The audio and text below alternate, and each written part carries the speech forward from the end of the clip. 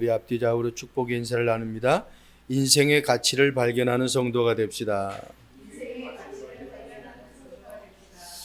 그렇습니다. 많은 사람도 중요하겠지만은 나 한 사람의 가치가 어느 정도 가치냐인 거예요. 누가 나를 위해서 대신 죽어 줄 수 있는 그 가치라는 것은 어마어마한 거잖아요. 여러분, 가까운 친구한테로 한번 얘기해 보세요.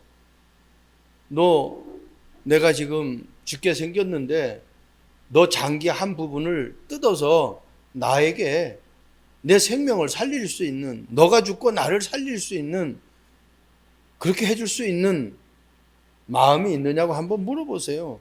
미쳤다고 그러죠. 근데 진짜 친구가 그렇게 해주겠다 할지라도 그 부모가 가만히 놔두겠습니까?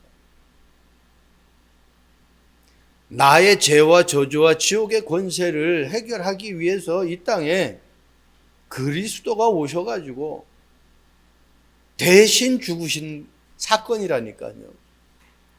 그러니까 내가 그냥 지금 이 땅에 사는 그러한 존재가 아니에요. 나는 고통당하고 많은 문제 때문에 방황하고, 그리고 어떨 때는 내 생명조차도 끊고 싶은, 그러한 포기하고 싶을 때가 많다니까요. 그런데 그게 내 마음 내 뜻대로 되는 것이 아니에요. 예를 들어서 힘들어서 자살한다. 그러면 힘든 사람 지금 한두 사람입니까? 다 자살해야죠. 그래서 자살이라는 것은 거꾸로 말하면은 살자잖아요. 살 마음 가지고 내가 자살을 접으면은 얼마든지 살 수 있다라는 겁니다.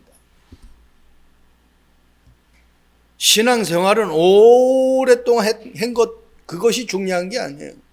더 중요한 거는 내가 주님을 정말 만났느냐는 거예요. 오늘 제목을 제가 좀 이 의문형으로 질문하는 식으로 그렇게 제목을 잡았어요. 왜? 성도들이 교회는 나가는데 믿는다고는 하는데 정말 믿느냐는 거예요. 그래서 주님을 만난 담에색이 있나요? 라고 질문했어요. 오늘 사울이란 사람이 바울이라고 우리가 얘기를 하잖아요. 사울이란 뜻은 큰 자라는 뜻인데 그 말을 바울이라고 우리가 이제 계속 부른단 말이에요. 이게 이제 주님을 만나고 나서는. 근데 그 바울이라는 말은 작은 자라는 뜻이에요. 주님을 몰랐을 때는 자기가 이 세상에서 최고 잘난 거야. 자기 생각이 최고고 자기가 하면 안 되는 것이 없어. 오늘 보세요. 살기가 등등해가지고 예수 믿는 사람을 잡아가지고 예루살렘에 끌어가지고 어떻게 해요? 심판받게 하는 그 일의 주동자가 돼버린 거예요. 그런데 주님을 만나고 나니까 그 이후에는 바울이라는 말로 계속 나옵니다. 주님 만나고 나니까 내 자신이 잘 나간다라는 생각을 했고 그렇게 살아왔던 것이 얼마나 부끄러운지 몰라요. 진짜 작은 자야. 아무것도 할 수 없어요. 여러분, 코 막고 귀 막고 입 막고 5분만 우리에게 호흡할 수 있는 기능을 막아버리면 어떻게 되겠어요? 이 세상의 사람이 될 수가 없어요. 아무리 힘센 사람이고 아무리 권력자라 할지라도 코, 입, 귀 막아버리면 5분 안에 그 인생은 끝나는 거예요. 내가 건강하게 살고 싶어서, 내가 행복하게 살고 싶어서 사는 인생이 아니라는 겁니다. 하나님이 해 주셔야만 되는 거예요. 바울은 주님을 만나지 못했을 때에 예수 믿는 사람을 잡아 가두는 그 일에 완전히 주동자가 되어버렸어요. 그런데 다메섹에서 주님을 만난 이후로는 완전 다른, 한마디로 전도자의 삶이에요. 생명 살리는 삶이라니까요. 유대인이잖아요. 그런데 유대인 앞에 나타나가지고 복음을 전하는 거예요. 그러니까 저기 미쳤다고 그래요. 우리가 무언가를 체험했다. 예를 들어서 하나님을 체험하지, 성령 체험하지 않았어요. 뭔가 체험했어요. 그런데 어떻게 해요? 그 체험한 사람은요, 그 체험한 것에 얼마나 담대하게 얘기하는 줄 압니까? 왜? 확신이 있거든. 체험을 했거든요. 그 사람이, 체험한 사람은 확신 있게 말하는 것이 그 사람에게 특징이에요. 그러나 체험이 없고 확신이 없는 사람은 아무 말도 못해. 나는 바울처럼 정말 다메섹 현장에서 주님을 만난 그 체험이 있는가? 신앙생활을 우리가 한다고, 어차피 내가 하나님 믿는다고 하면은 이 하나님을 만난 체험을 가지고 신앙생활을 해요.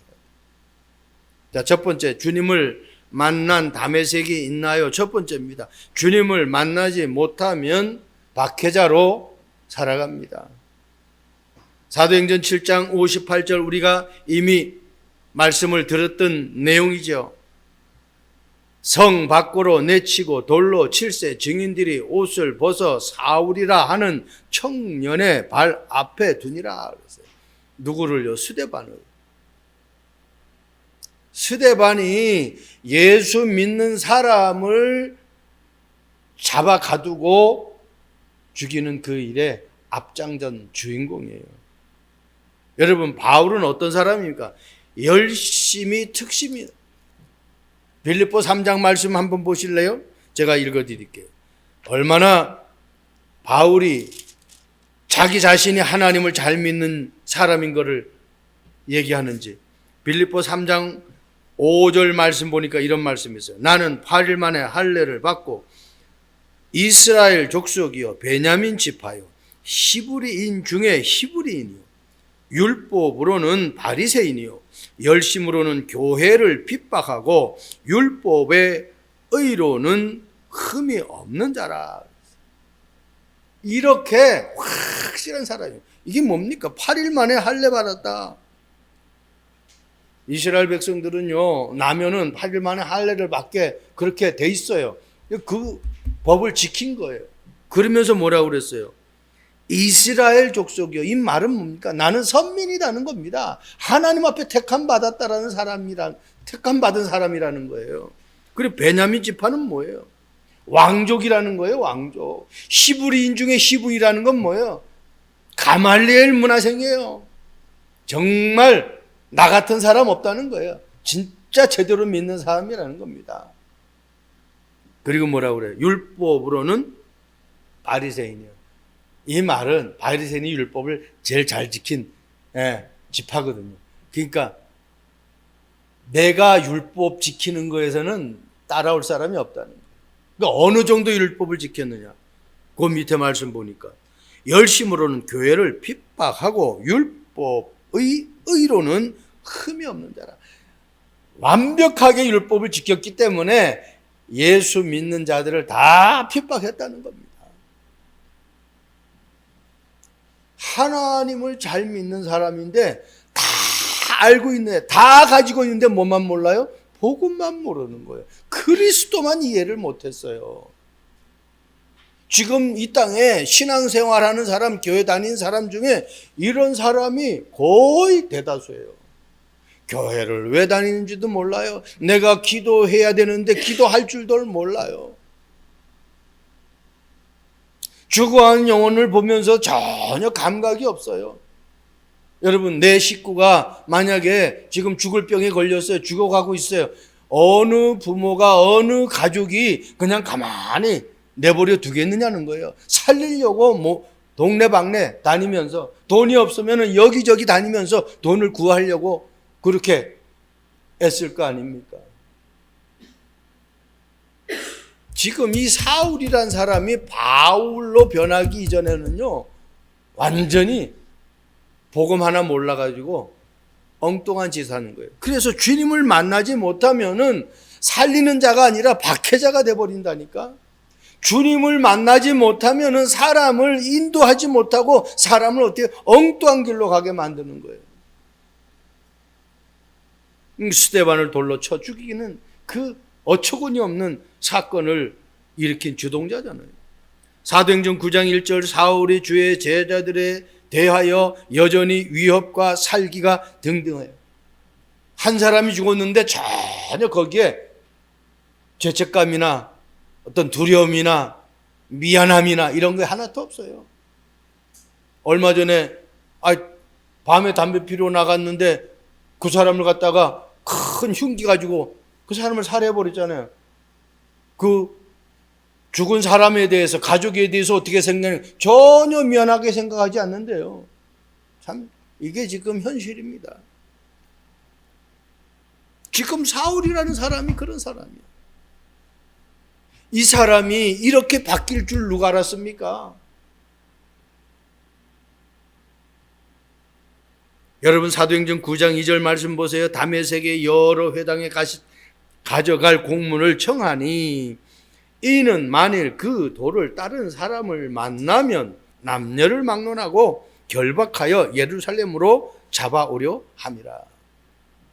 남녀를 막론하고.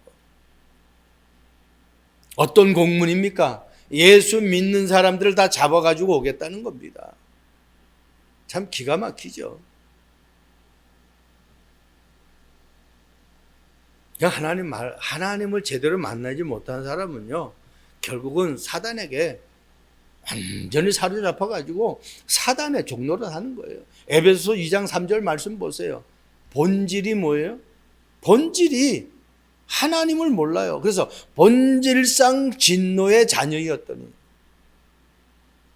복음을 모르고 성경을 많이 알면은, 율법을 많이 알면은 모든 것을 어떻게 해요? 율법의 잣대로 사람을 판단하고 정죄한단 말이에요. 율법이 나쁜 거 아니에요. 깨닫게 하는 거예요. 그래서 성경은 몽학 선생이라는 거예요. 율법은 구원의 통로가 아닙니다. 깨닫게 하는 거죠. 구원은 무엇으로? 예수 그리스도 이름으로 구원받는 거예요. 율법은 나쁜 것이 아닌데 구원의 통로는 아닙니다. 우리가 공부 많이 하는 게 나쁜 거 아니잖아요. 그런데 공부 많이 해서 자기가 잘난 채 자기 말만 다 맞다고 하면은 그거는 아니잖아요. 모르는 사람도 이해하고 그 사람에게 알 수 있도록 가르쳐주고 그 사람과 함께 갈 수 있는 그 삶이 돼야 되는 거 아니에요. 너는 아니야 하고 제외시키면은 그건 아니잖아요. 그러니까 사회라는 것은 모든 사람이 함께 가는 사회가 돼야 돼요. 배운 사람이든 못 배운 사람이든. 그래서 교회가 복음적이에요. 많이 배운 사람도 오고 못 배운 사람도 오고 많이 가진 사람도 오고 못 가진 사람도 오고, 그죠? 건강한 사람도 오고 아픈 사람도 오고 장애자도 오고 누구나 다 올 수 있는 것이 교회예요. 사회에서는 이 사람이 뭐 부장이고 사장일 수도 있지만 어떻게 먼저 믿은 사람은 이 사람이 청소부라 할지라도 이 사람이 장로야. 그러면 어떤 교회에서는 이 사람이 장로면은 사회에서 아무리 높은 지위를 가지고 있어도 그 영적인 순위 앞에는 겸손할 수밖에 없는. 그래서요, 성경은 나중된 자가 먼저 되고 먼저 된 자가 나중된다는 거예요. 복음을 내가 이해를 해야 돼요. 주님을 만나고 그 복음이 나의 복음으로 완전히 각인뿌리 체질돼야 돼요. 남자고 여자고 상관없어요. 복음 모르면은 그냥 그 사람을 처참하게 짓밟는 거예요. 여러분, 그 미국 가면 홀로코스트라, 이게 뭐 버지니아에도 워싱턴 DC에 홀로코스트가 있거든요. 유대인의 그 600만 학살한 그 현장이 있단 말이에요. 거기 아이들이고 뭐고 다 학살되어져 가지고 신발과 그 비디오 이렇게 영상으로 보는 게 있거든요. 아주 처참해요. 가스실에 집어넣어 가지고. 그런데 유대인들은 지금 어때요? 자기들 억울하다는 거예요. 복음을 몰라가지고 복음 전하지 않아서 그렇게 된 건데 억울하다는 거죠. 복음 전해서 생명 살리면 그 사람이 그렇게 하겠습니까? 상대가 그렇게 안 하죠. 하나님이 먼저 불러 하나님의 백성으로 만든 것은 아직까지 복음 받지 못한 사람들에게 복음 전하라고 만든 건데, 주님을 만나지 못하면은요, 그 사람이 나빠서가 그렇게 되는 것이 아니라 그렇게 될 수밖에 없는 삶이 된다라는 겁니다. 두 번째, 주님을 만나면 살리는 자로 바뀝니다. 사도행전 9장 4절 말씀 보세요. 땅에 엎드려져 들음에 소리가 있어 이르시되 사울아 사울아 네가 어찌하여 나를 박해하느냐 하시거늘. 공문 가지고 예수 믿는 사람들 잡으러 가는데 거기서 주님이 나타나신 거예요. 참 이 체험이 있어야 돼요. 여러분, 바울이 예수 믿는 사람을 잡아 가두려고 다메섹에서 여러 회당에 가져갈 공문을 받아가지고 가는 길에 지금 이런 사건이 일어난 거예요. 여러분, 저와 여러분들이 하나님이 나에게 베푸시는 그 은혜가 있어야 돼요. 오늘 어때요? 빛이 임했다고 그랬잖아요. 3절에 사울이 길을 가다가 다메섹에 가까이 이르러 호련히 하늘로부터 빛이 그를 둘러 비추니지라 그랬어요. 여러분, 생명의 빛이 내게 임해야 됩니다. 그리스도의 빛이 내게 임해야 돼요. 영광의 빛이 내게 임해야 된다니까. 요한복음 1장 말씀 보면은 오늘도 우리가 했잖아요. 빛이 있었는데 그 빛을 영접하지 않았어요. 하나님을 영접하지 않았다니까. 예수님을 영접하지 않았다니까요. 영접하면은 내 삶이 바뀔 텐데. 여러분, 여러분의 삶은 그리스도의 빛으로 인도하는 축복의 삶이 되시길 바랍니다. 생명의 빛을 가지고 생명 살리는 삶이 되시기를 주님의 이름으로 축복드립니다. 예. 내 속에 무엇이 있느냐 말이에요. 사도행전 9장 5절 말씀 보세요. 대답하되 주여 누구시니까? 이르되 나는 네가 박해하는 예수라. 아마 소름이 쫙 돋았을 거예요. 예수님이 십자가에 죽은 것으로 끝난 줄 알았는데 이 죽은 예수님이 지금 나타나가지고 나의 이름을 부르면서 왜 나를 핍박하느냐라고 지금 말씀하신단 말이에요. 기가 막히잖아요. 우리가 어디 길을 가는데 밤에 나를 막 불러. 그런데 보이지도 않아요. 지금 주변의 사람들이 소리는 들었는데 보이지 않는다고 그러잖아요. 안 보여요, 다. 그런데 자꾸 내 이름을 부른단 말이에요. 소름 돋겠습니까? 안 돋겠습니까? 아무 소리가 안 나도 컴컴한 길을 걸어가면은, 골목길을 걸어가면은, 머리가 막 그냥 쓰는데, 이 주님을 사실적으로 주님 만나면 내 인생이 바뀌게 되어 있습니다. 운명을 바꾸는 것은 간단해요. 예수님이 내 안에 주인으로 들어오시면 내 운명이 바뀌어요. 운명 안 바뀐 사람은 가서 자꾸 불안하니까 사주팔자를 보는 거예요. 점쟁이 찾아가고 푸닥거리하고 그렇게 하는 거예요. 철학관 찾아가고. 왜? 미래를 모르니까. 이거 해서 성공할지 안 성공할지 모르니까 가가지고 내가 이 일을 해야 됩니까? 라고 질문을 하고 그런 데 가서 찾아보는 거예요. 누가 나를 책임집니까? 길 가는 아저씨가 나를 책임집니까? 내 부모가 나를 책임지는 거예요. 영적으로 가면은 하나님이 나를 만드셨기 때문에 하나님이 나를 책임져 주시는 거예요. 그러려면은 육신의 부모는 한계가 있잖아요. 책임져 주는 거 한계가 있잖아요. 그런데 내 삶을 시작부터 끝까지 가지고 있는 그분, 성경은 뭐라고 해요? 알파와 오메가라고 그랬어요. 시작과 끝, 처음과 나중이라는 겁니다. 부모님은 나를 보살펴 주시다가 언젠가 돌아가셔요. 내가 먼저 갈 확률은 적어요. 내가 교통사고 나거나 내가 하여튼 생명이 단절되는 그런 병에 걸리지 않고는 부모님보다는 내가 자식이 늦게 가요. 그럼 부모님이 먼저 가셨어. 그럼 부모님이 살아계실 때는 나를 책임져 줄 수 있는데 육신의 책임, 죽음의 책임은 부모님도 못 지는 거예요. 그런데 부모님 돌아가셔 버리니까 육신의 책임도 못 들어요. 저희 어머니가 제가 살아계실 때 제가 가면은 우리 아들 왔네 하고서는 내 히프를 두들겨 줬어요. 그리고 뭐 좀 돈이 모아지면은 나에게 용돈 하라고 주기도 했어요. 근데 지금은 돌아가시니까 어떻게 내 엉덩이 두드려 줄 수도 없어요. 용돈 내가 받아 쓸 수도 없어요. 안 받는다 그래도 연세가 드시니까 손님이 많니 그래요. 손님이 교회 성도가 많느냐라는 그 질문을 손님이 기가 막혀가지고 그렇게 말하든 저렇게 말하든 내 부모란 말이에요. 그래서 내 부모니까 내가 사랑하고 좋은 거예요. 여러분, 살아 계실 때에, 내가 살아 계신 주님을 만났을 때에 주님의 사랑, 주님의 은혜, 주님의 축복을 마음껏 누릴 수 있기를 바랍니다. 살리는 자가 되어야 돼요. 바울이 뭘 체험했어요? 십자가 사건과 부활의 사건을 체험하고 나니까 그 이후로부터 바울의 삶이 완전 180도 바뀌는 거예요.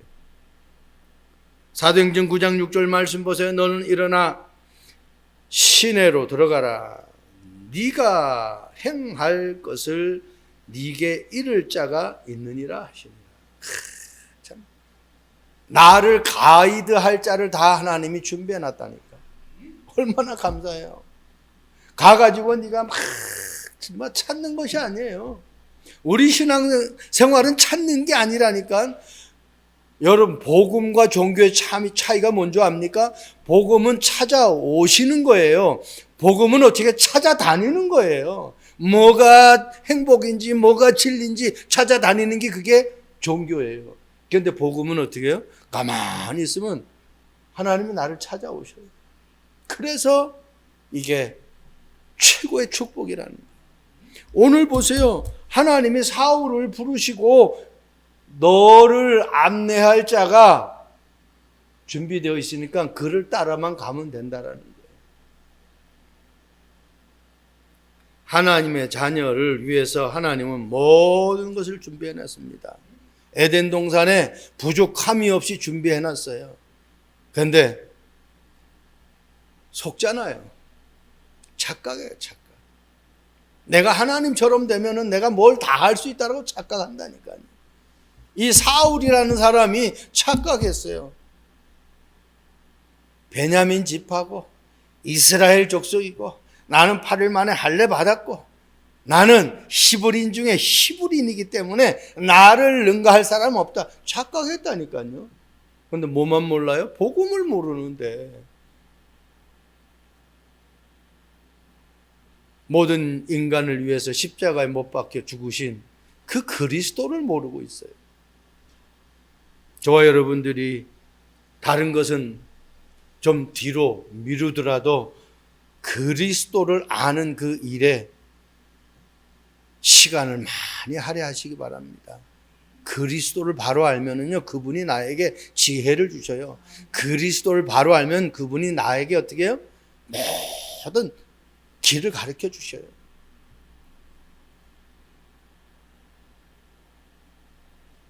어떤 목사님은요, 교회에서 교회 돈으로 주식을 해가지고 4억을 날렸어요. 한번 생각을 해보세요.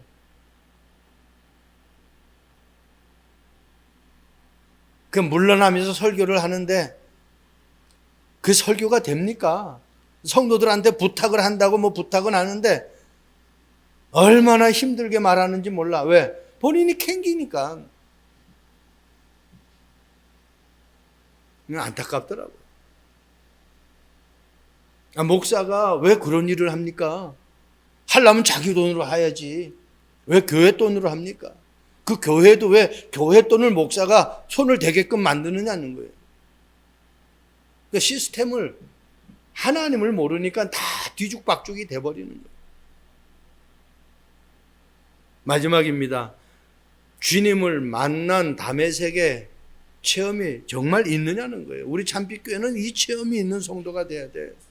네? 여러분들이 연약하고 부족하고 가진 것이 없어도 상관없어요. 이 체험이 있으면 그때부터 하나님이 역사하시는 거예요.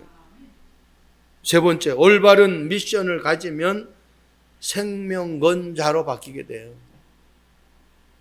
여러분, 왜 살아갑니까? 내가 왜 지금 사느냐는 거예요. 내가 이 일을 왜 해야 됩니까? 내가 이 직장을 왜 다녀야 됩니까?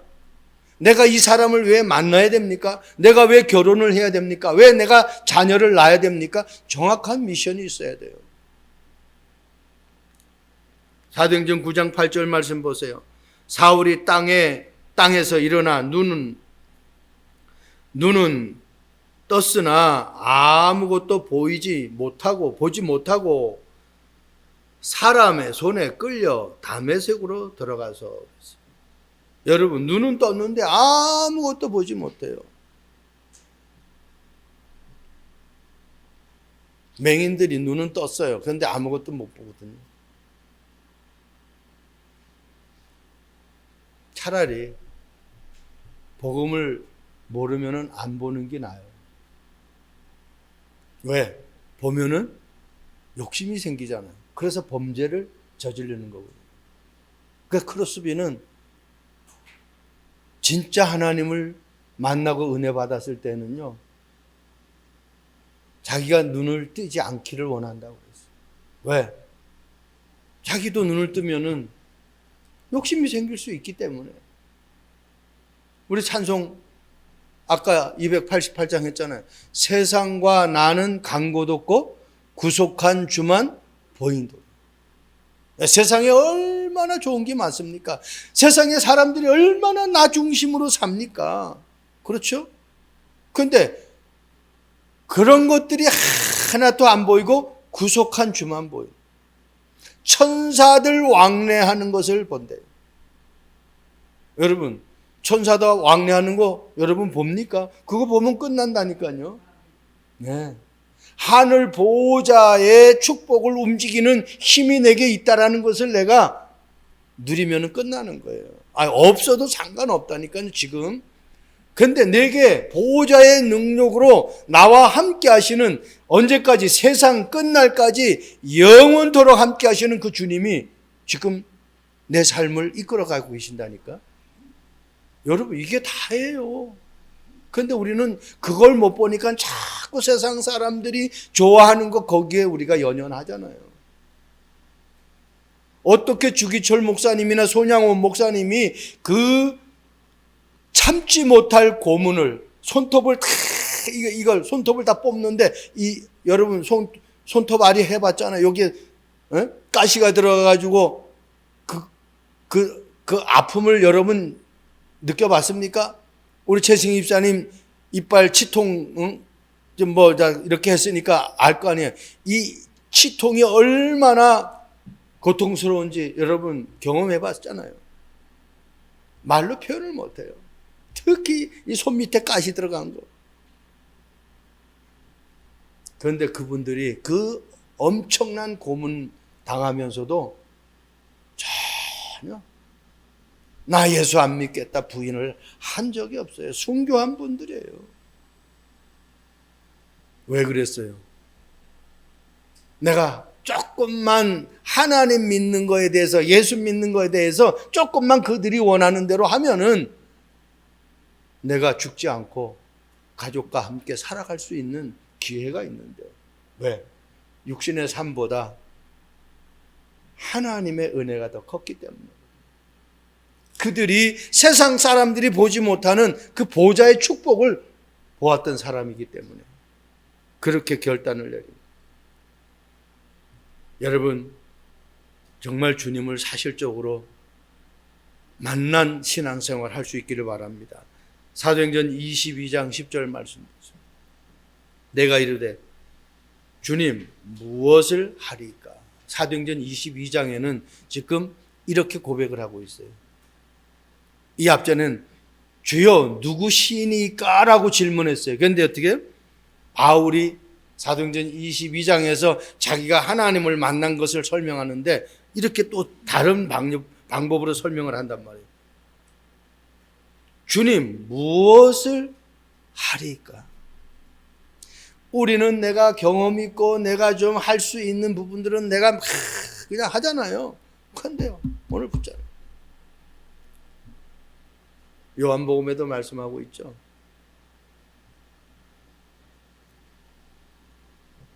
예수님 앞에 질문하잖아요. 우리가 무엇을 어떤 일을 해야 우리가 영생을 얻으리까라고 할 때 나 보내신 그를 믿는 자가 참 일이다. 어떤 일을 해야 되느냐라고 물었을 때에 믿는 것이, 예수 그리스도를 믿는 것이 그게 일이래요. 그게 진짜 일이에요. 예, 내가 100% 믿으면은요, 하나님의 일이 나타나는 거예요. 하나님의 역사가 나타나는 거예요. 오늘 바울이 이 사도행전 22장 10절은요, 제가 말씀 보면서도 다시 한번 뭉클했어요. 주님 무엇을 하리까? 다른 거 하는 게 아닙니다. 정말 100% 믿어야 돼요. 믿으면은 그때부터 역사가 일어나는 거예요. 주님 만나면은 하나님이 완벽하게 다 준비하셔요. 하나도 부족함이 없어요. 미션 중에 미션이 뭔지 압니까? 하나님이 나와 함께하는 거고요. 임마누엘이라는 미션이에요. 그리고 어떻게 해요? 하나님의 나라가 이미 내게 임했다라는 그 미션입니다. 그래서 사도행전 1장에 말씀하고 있잖아요. 40일 동안 하나님의 나라의 일에 대해서 설명한 거예요. 사도행전 20장 24절 말씀 보세요. 내가 달려갈 길과 주 예수께 받은 사명 곧 하나님의 은혜의 복음을 증언하는 일을 마치려 하면은 나의 생명조차 조금도 귀한 것으로 여기지 아니하노라. 올바른 미션 붙잡으면 생명 걸어버리는 거예요. 있고 없고 상관없습니다. 생명 거는 거예요. 생명 살리는 정도가 아니라 어떻게 생명 걸어버렸어요. 자기의 생명을 귀한 것으로 여기지 않겠대. 뭐 하기 위해서? 하나님의 은혜의 복음을 전하는 그 일에 생명 걸어버렸어요. 여러분 놓아보세요. 생명 걸어요. 여러분 하나님이 먼저 노아에게 다 가르쳐줘요. 구원받은 하나님의 자녀는 정말 미션을 정확하게 붙잡은 하나님의 자녀는 하나님이 다 가르쳐 주신다니까. 그러니까 서둘러 필요도 없고, 그러니까 뭐 안절부절할 필요도 없고, 그러니까 막 애끌이 소갈이 할 필요가 없어요. 저와 여러분들이 그러한 축복의 삶이 되기를 주님의 이름으로 축복드립니다. 그래서 신호등을 잘 봐요. 우리 운전하는 사람은 왜 사고가 납니까? 깜빡 졸아서 사고 나요. 깜빡 졸아서. 교통신호등은 1868년에 영국에서 만들어졌다고 합니다. 오늘 같은 전자식 신호등은 1914년 미국에서 만들어진 거예요. 4년 후에 개량이 되어져서 세 가지 색깔로 표시가 된 거예요. 빨간색, 파란색, 노란색. 빨간색일 때는 멈추는 거예요. 파란색일 때는 직진하는 거예요. 그리고 노란색일 때, 뭐 주황색이기도 하죠. 이 색일 때에는 미리 사인을 주는 거죠. 그러면서 뭐 비보호 신호도 있고, 그죠? 좌회전 신호도 있고, 여러 가지 신호가 만들어졌어요. 하나님이 내 인생 여정 속에 빨간 신호등을 주시면은 내가 멈춰야 되는데 멈추지 않고 그냥 가는 거예요. 네. 여러분, 파란 신호등이 주어졌으면은 뭐 해야 되겠어요? 100% 순종하는 거예요. 그런데 순종하질 않아, 사람. 말씀이 주어졌는데도 순종하질 않아. 말씀이 주어졌는데도 내가 어떻게 해요? 멈추질 않아. 우리 복음송가에도 있잖아요. 주님 말씀하시면 내가 나아가리라. 주님이 말씀하시면 나아가고, 주님이 말씀하시면 내가 서는 거예요. 서라고 말씀하시면 서야지. 가라고 말씀하시면 의심하지 말고 가야죠. 그래서 히브리서 11장에 했잖아요. 하나님을 기쁘시게 하는 것이 믿음인데 반드시 그가 계신 것과, 그리고 그가 우리에게 상 주시는 이심을 믿어야 한다. 그분 앞에 나아갈 때 반드시 그분이 우리에게 상 주시는 이심을 믿어야 돼. 그게 믿는 사람의 파란 신호등이에요. 신호등을 잘 봐야 돼. 하나님은 서라고 말씀하시는데 내가 가면은 어떻게 되겠어요? 사고 날 수밖에 없잖아요. 어려움 당할 수밖에 없잖아요. 그래서 우리는 구원받은 하나님의 자녀이기 때문에